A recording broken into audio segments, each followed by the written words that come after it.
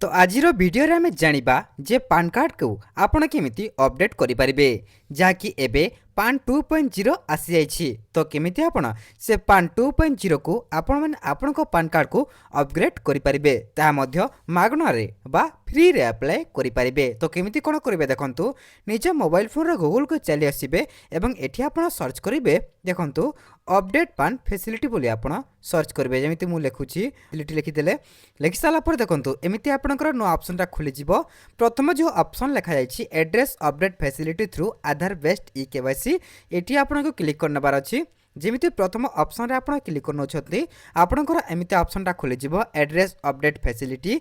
तापर तलको टिके स्क्रॉल करिवे एठी आपनकर पैन कार्ड नंबर देदेबे जेमिति कि आपनकर पान कार्ड रे लेखा थिबो ठीक सेमिति आपनकर पान कार्ड को एठी लिखिदेबे। लिखि साला परे ता तो देखंतु आधार बोले अछि माने आपनकर आधार कार्ड नंबर टा को एठी देदेबे जेमिति मु आपनको देखि पारथुबे जेमिति दउछि ठीक सेमिति आपण देदेबे। आधार कार्ड देदेली पान कार्ड मध्ये ऊपर देदेली ता तले डेट ऑफ बार आपनकर डेट ऑफ बार जहा थिबो आपनकर देदेबे। मु मोर जहाँकि जहाँकर करिया पे चाहूछि तांकर डेट ऑफ बार दे दउछि जेमिति कि आपण मन देखि पारथुबे। ता तले देखंतु ए जो टिक मार्क चिन्ह अछि यूज माय आधार डिटेल्स अछि तो एठी आपण क्लिक कर देबे टिक हे जिवो माने पास चिन्ह हे जिवो। तापर तले को टिके स्क्रॉल करिवे एवं देखंतु एठी गुटे I am not a robot रे क्लिक कर देबे जहाँकि आपण कैप्चाटा फिल करिवार अछि तो पास हे गला। तापर देखंतु तले जो सबमिट ऑप्शन अछि से सबमिट ऑप्शन रे आपण क्लिक कर नेबे। तो जमिति आपण सबमिट ऑप्शन रे क्लिक करनोछंती आपनकर कंटिन्यू विथ ई केवाईसी रे आपण क्लिक कर देबे। देखंतु ऊपर रिक्वेस्ट फॉर एड्रेस अपडेट आपनकर अछि तो कंटिन्यू विथ ई केवाईसी रे आपण क्लिक कर देबे। कंटिन्यू विथ ई केवाईसी रे क्लिक कर साला परे आपनकर आधार रे जो नंबर लिंक करछंती सेटु आपनकर गोटे ओटीपी आसीबो। देखंतु मोर ओटीपी आसी सारिछि मु दे दउछि देखंतु ओटीपी दे देबे। ऊपर देखि पारथुबे एही नंबर रे आपनकर लिंक अछि एही पान कार्ड रे एवं साइड रे देखि पारथुबे एही ईमेल आईडी टी एही पान कार्ड रे लिंक अछि। देखंतु ता तले जो सबमिट ऑप्शन अछि एही सबमिट ऑप्शन आपण क्लिक कर देबे।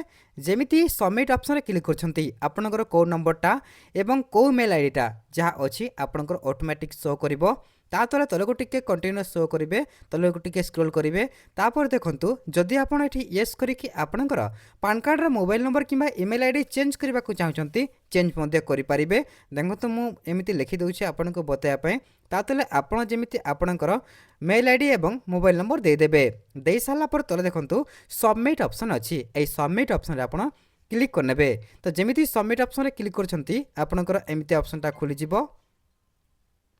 देखंतु आपनकर ईमेल आईडी को एवं मोबाइल नंबर को ओटीपी आसीबो। देखंतु इंटर मोबाइल ओटीपी अछि आपनकर मोबाइल रे जो ओटीपी आछि ताहा दे देबे।